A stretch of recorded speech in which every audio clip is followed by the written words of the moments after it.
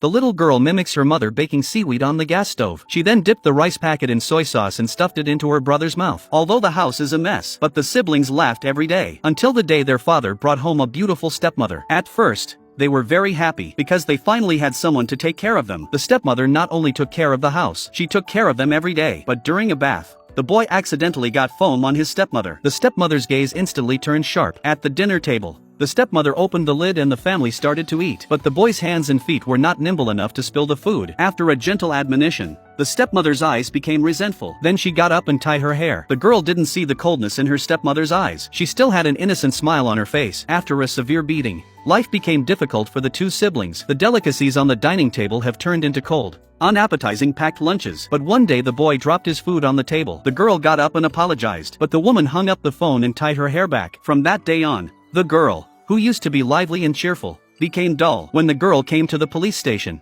the police were indifferent. Subsequently, the police even complained to reporters that nowadays children call the police the moment their parents give them a telling off. But the female reporter sensed that things were not that simple, so she went to ask the girl what happened. Soon after, the police and the children's agency sent the girl home. The stepmother immediately put on a kind face. The girl was scared to death of the false sympathy. She couldn't feel any warmth in that embrace. Looking at the woman's kind face, everyone thought the child was talking nonsense. The conversation on the sofa reinforced their beliefs. As soon as they left, the mother changed her face. Then the woman called the girl into the room with a fierce look on her face. The boy covered his ears in pain. Unfortunately, there was only one wall between him and the bathroom. Every scream of his sisters was like a knife in his heart. At that moment, the stepmother was still complaining to the child's father about the two burdensome stepchildren. But the father was just like the stepmother. If it wasn't for all the benefits and allowances in their names, the two poor children would have been abandoned. Lisa, who has suffered domestic violence, wishes to seek help from her teacher. The teacher didn't care about the bruises on the girl's neck. But before Lisa could say anything,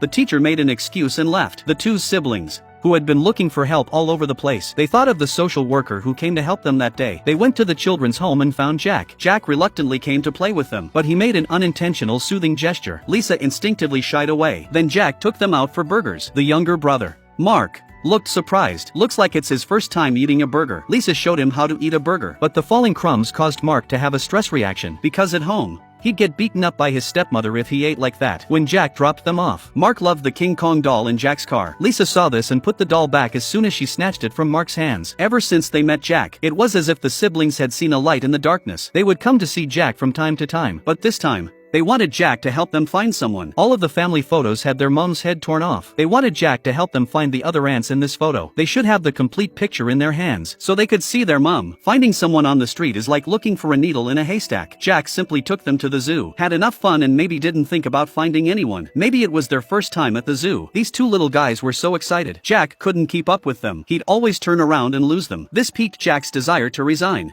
who was already full of resentment. He was a law school graduate. He stayed at home every day because he couldn't find a job. After his sister's endless nagging, he reluctantly came to work at a child welfare agency. He's been contacting friends to help him find a new job. But for now, his task was to play with the two children. Lisa offered to draw a picture of how she remembered her mother. Jack picked up a green paintbrush, but was taunted by Mark. Meanwhile, Jack gets a call from a friend. A friend put him in touch with a law firm. He told him to come in for an interview. The siblings were sad to hear that Jack was leaving. For them, Jack was the only light in their gray lives. Mark was talking about tomorrow's burger day. Jack was getting a little impatient. He pulled a piece of cash out of his wallet. He told them to wait until he got back. As Mark kept arguing, Jack simply gave him the King Kong doll. Jack sent them off in a hurry. Lisa asked for Jack's phone number. She had a vague feeling that she might need Jack's help one day. The next morning, Jack was walking past the burger joint. He saw his brother and sister standing in the window. He instinctively stepped away, but when he heard the sirens from behind, he left. His interview for the new job went well. He's about to take his career to the next level. At the moment,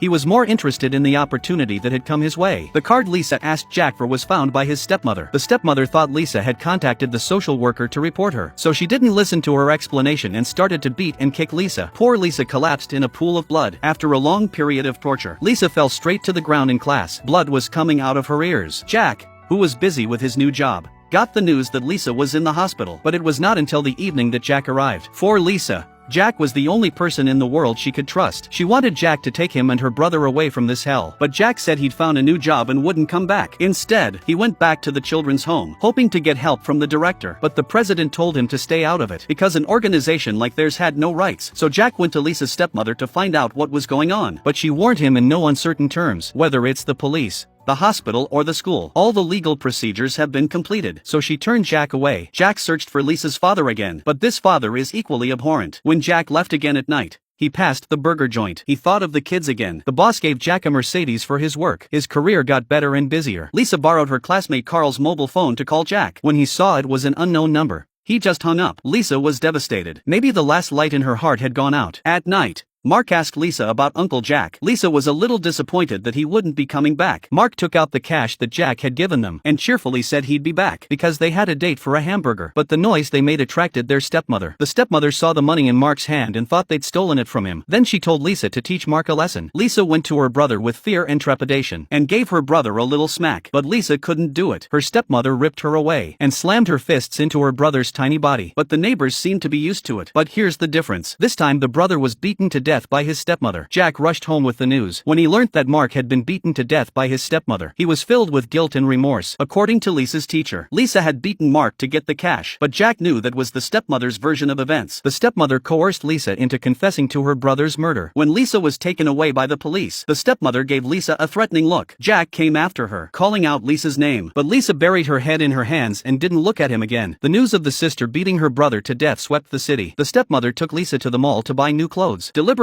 displaying an image of a good wife and mother. In the eyes of the public, Lisa became a murderous little devil. Although in the eyes of the case officers, do not believe that this little girl is a murderer. But because there was no concrete evidence, there was nothing they could do. Lisa didn't trust anyone anymore. She hid all her secrets in her heart. Only when it was quiet at night, she dared to talk to her brother's King Kong doll. Soon after her brother's death, her stepmother packed up all of her brother's things, along with the doll. She threw it in the rubbish. Jack went to his boss at his law firm for legal help, but the owner said that people have their own destiny. They couldn't change their fate. It sent a chill down Jack's spine. He returned the Mercedes he'd been given. He vowed to look into the case. When he found Lisa, maybe he was afraid of his stepmother's revenge. Maybe it was because she didn't trust Jack. Lisa gave him a grim look and left. Lost, Jack sat on the street in the early hours of the morning and wept. Feelings of remorse and powerlessness filled his body and mind. Jack, desperate for help, approached his seniors, tearfully kneeling on the ground. He begged Senpai to help him. Jack started a campaign to find out the truth, to save Lisa's signature campaign. With the help of Senpai, he finally found out about his stepmother's history. A law student, she was convicted of fraud. She framed Lisa precisely by exploiting the legal provision that minors cannot be punished for criminal offenses. All Jack needs to do is find evidence of her child abuse and murder before the trial. And as a law student, his stepmother knew that. She forced Lisa to write a petition. In it, she emphasized that her mother had done nothing wrong and that she loved him very much, that he killed his brother with his own hands. It's just that the words were too difficult to say. Every stroke hurt like a knife in Lisa's heart. Jack visited schools, hospitals and other places to gather evidence. According to the doctors, Mark's immediate cause of death was an intestinal rupture caused by force. To suggest that this was caused by a 10-year-old girl is simply impossible. Jack's efforts were making progress. His case has been accepted by the courts. What needs to be done now is to secure Lisa's testimony as a witness. Meanwhile, the stepmother had received a subpoena. She believed Lisa was secretly exposing her and proceeded to beat her senseless without a moment's thought. Before locking her indoors and forbidding her to leave the house because she couldn't see Lisa anymore, Jack enlisted the help of Carl. Every day, he sent Lisa a different gift. Until one day, Lisa opened the door and asked Carl to tell Jack not to send any more gifts. Lisa opened the gift from Jack. There were glow-in-the-dark stars that could light up the night sky, and a Walkman. Inside were the words Jack wanted to say to Lisa. Jack encouraged him to cheer up and made an appointment to meet him. But when Lisa went to meet Jack, she bumped into her stepmother, and her stepmother found her Walkman. Fearful, Lisa hid in her room and barricaded herself against the door. But how could she stop her stepmother?